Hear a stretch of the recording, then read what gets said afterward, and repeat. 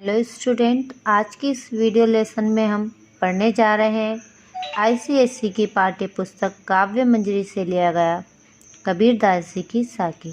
इस वीडियो में हम साकी के दोहे की व्याख्या करेंगे। तो आइए कबीरदास जी के दोहे पढ़ते हैं। पर्वत पर्वत में फिरिया नैनन गाए क्रोई, सो बूटी पाऊँ नहीं जाते जीवनी होई। तो आइए अब मैं इस दोहे के शब्दार्थों को समझाती हूँ। पर्वतीय शब्द का अर्थ होता है पर्वत, फिरिया यानी घूमता रहा, गवाए यानी खो दिया, बोटी यानी औषधि। अब हम दोहे के भावार्थ को समझते हैं। कबीरदास जी कहते हैं इस दोहे में, उन्होंने परमात्मा की खोज में अनेक कष्ट झेलकर पर्वतों की यात्रा की, जो बहुत ही कठिन होती है।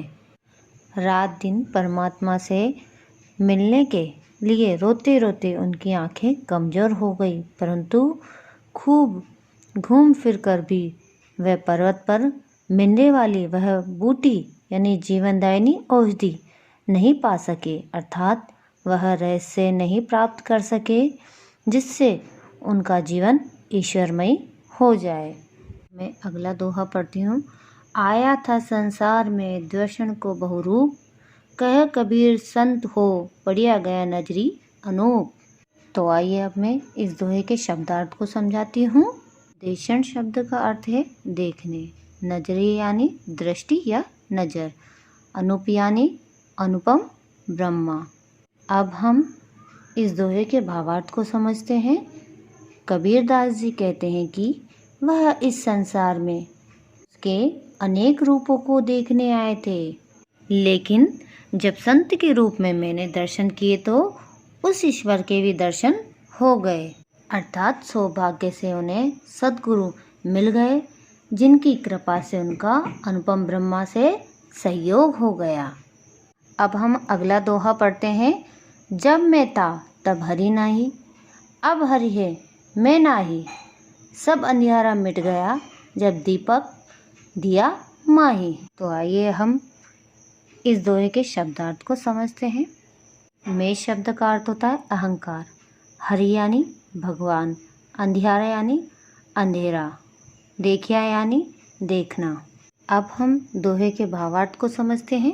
कबीरदास जी कहते हैं कि जब मुझ में अहंकार की भावना था तब, अर्थात जब मुझ में अहंकार की भावना थी तब ईश्वर मुझसे दूर थे, अब ईश्वर मिल गए हैं तो अहंकार मिट गया है, क्योंकि अहंकार से भगवान नहीं मिलते, और जब भगवान मिलते थे, जब भगवान मिल जाते हैं तो अहंकार की भावना स्वयं ही मिट जाती है, क्योंकि मनुष्य स्वयं ईश्वरमय हो जाता है तथा सारे भेदभाव मिट जाते हैं। जब दीपक के माध्यम से देखा तो वहाँ फैला सारा अंधकार मिट गया। यहाँ दीपक गुरु हैं, जिन्होंने अपने ज्ञान से कवि के मन में फैला अंधकार को मिटा दिया, यानी अज्ञानता को मिटा दिया।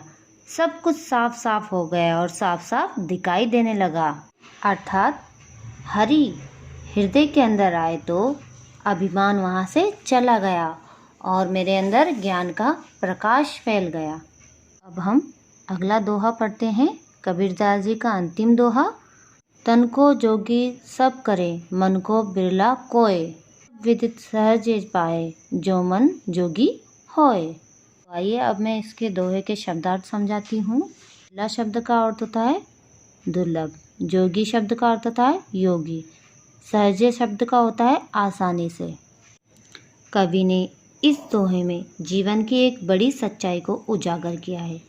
इस संसार में अनेक लोग गेरुए वस्त्र पहनकर, तिलक लगाकर, हाथ में माला लेकर योगी बन जाते हैं, लेकिन उनका मन मोह माया में ही फंसा रहता है। मन से योगी कम लोग होते हैं। यदि कोई मन से योगी होता है, अर्थात मन को सांसारिक विषय से अलग करके ईश्वर प्रेम में लगा सकता है, तो उसकी साधना अवश्य फलीभूति होती है, साधना अवश्य पूरी होती है।